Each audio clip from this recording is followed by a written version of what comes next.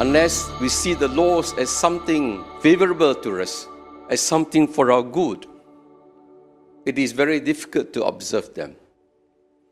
That is why to interiorize the laws of God and the commandments are very important for anyone who wants to observe them. Otherwise, most of the time we will be finding loopholes and means to break the law or to circumvent the law.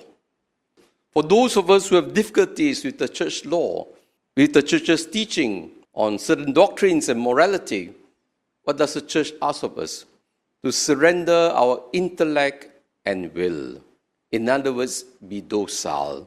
Try to understand the doctrines not from our perspective, but from the perspective of Christ, of the Bible, and of the church. In other words, we need to go beyond ourselves. Most of us, we tend to examine the laws based on our understanding. But is it more important to try to understand where the church is coming from? It is in observing that we show understanding. In other words, very often we say, the taste of the cake is in the eating. We need to practice the law, then we will see the wisdom of it. The reason why we observe the law is because God is a lawgiver. That's the reason. And we will never understand the wisdom of the laws. Many of us come to understand, for example, the teachings that our parents have given to us, our guardians. Not when we were young, we were rebelling against the law. But on hindsight now, we begin to see the wisdom of what they were doing. And so too, many of us, like little children, we cannot accept the wisdom of God because our minds are too finite to understand the profound wisdom of God.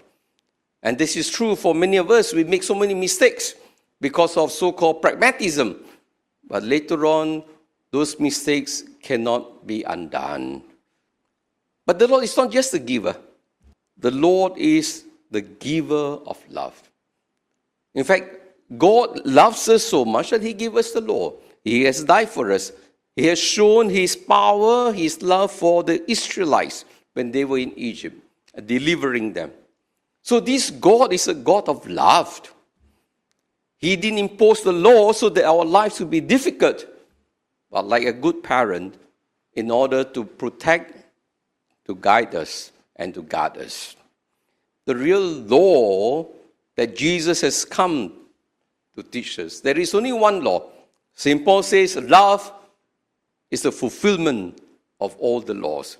In the gospel, when they ask Jesus what is the greatest of all commandments, Jesus says, love the Lord your God with all your heart, your soul, and your strength. And then citing Leviticus, love your neighbor as yourself.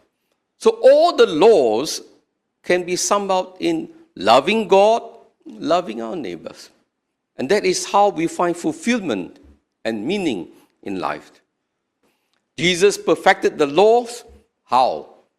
By carrying out the laws in a spirit of love. It is love that should help us to really implement and to carry out the laws of God. The law of perfect love is what is required.